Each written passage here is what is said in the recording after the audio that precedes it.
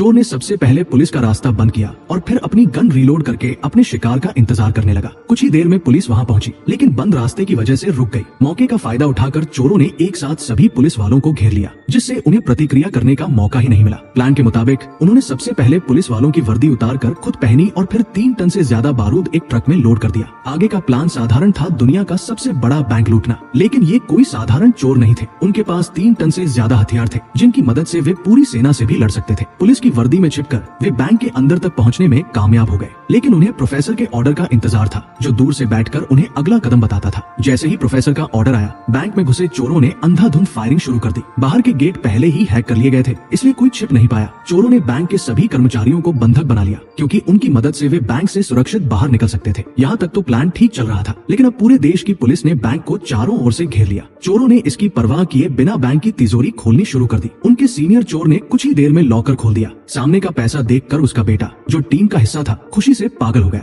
Senior ने उसे समझाया, ये नोट हमारे लिए नहीं है, इन्हें लेने से हम जल्दी ट्रैक हो जाएंगे। हमें इन पैसों को पुलिस के सामने फेंक कर वापस बैंक में आना है। प्रोफेसर का असली प्लान था बैंक की मशीन से नया पैसा छापना, ताकि पुलिस उसे ट्रैक न कर सके। चोरों ने प्रोफेसर की बात मानते हुए पैसों से भरे बैग बाहर छोड़े और बैंक में वापस आ गए, ताकि पुलिस को लगे कि वे डर गए हैं। लेकिन तभी उनकी टीम की एक लड़की ने गलती से फायर कर दिया। जवाब में पुलिस ने भी फायरिंग की, जिससे चोरों का एक साथी घायल हो गया। प्रोफेसर को अपना प्लान बर्बाद होता दिख रहा था। लड़की की एक गलती ने आखिरी समय पर सारा खेल बिगाड़ दिया। बैंक के बाहर करोड़ों डॉलर हवा में उड़ रहे थे, जो अब किसी काम के नहीं थे। लेकिन पुलिस ये नहीं जानती थी कि प्रोफेसर उनसे 2 कदम आगे था। उसने जानबूझकर अपने ही साथी को घायल करवाकर बैंक में वापस भेजा, ताकि पुलिस को लगे कि चोर अब फंस चुके हैं। इससे उन्हें ज्यादा पैसा छापने का समय मिल गया। वे 1 घंटे में $4 मिलियन के नए नोट छाप रहे थे। पुलिस सोच भी नहीं सकती थी कि जितना पैसा चोरों ने बाहर छोड़ा था, वो तो आटे में नमक के बराबर था। जितनी देर वे लगाते, बाहर की सिक्योरिटी उतनी ही सख्त होती जा रही थी। लेकिन पुलिस अंदर नहीं जा सकती थी, क्योंकि बैंक में 50 से ज्यादा बंधकों की जान खतरे में थी।